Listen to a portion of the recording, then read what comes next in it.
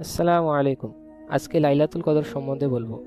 লাইলাতুল কদর সম্পর্কে মহান আল্লাহ তাআলা তার পবিত্র কালামে একটি সম্পূর্ণ সূরাই উৎসর্গ করেছেন। এটি হলো পবিত্র কোরআনের ৯৭তম সূরা। এর আয়াত সংখ্যা ৫টি। চলুন তেলাওয়াত শুনে আসি।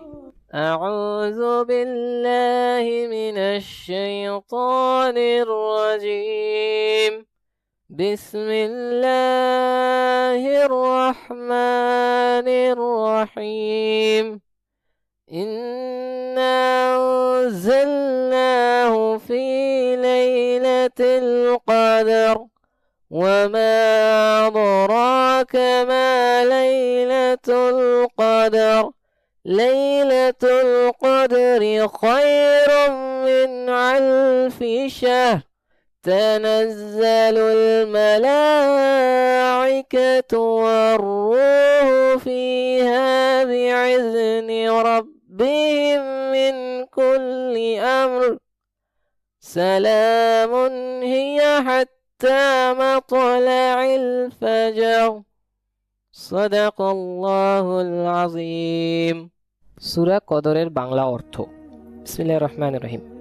নিশ্চয়ই আমি এটি নাজিল করেছি লাইলাতুল কদরে। আর মহিমান্বিত রাত সম্বন্ধে তুমি জানো কি? লাইলাতুল কদর ১০০০ মাস অপেক্ষা উত্তম।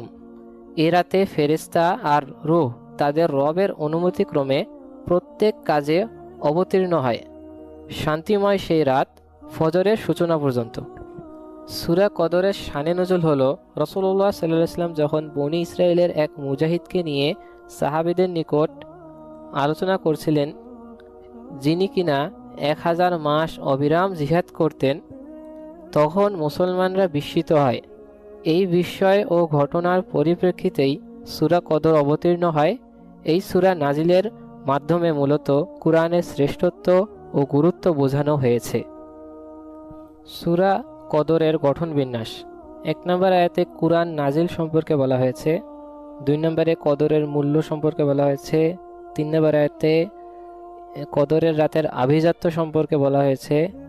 ৪ নম্বরে ভাগ্য নির্ধারণ সম্পর্কে বলা হয়েছে এবং ৫ নম্বরে কদরের সময়কাল নিয়ে বলা হয়েছে।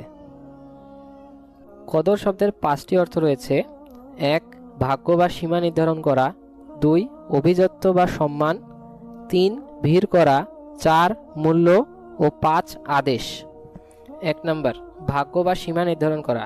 এ রাতে আল্লাহ সুবহানাহু ওয়া তাআলা আমাদের উপর শান্তি, অনুগ্রহ, দয়া, ক্ষমা ও ভাগ্য নির্ধারণ করে দেন।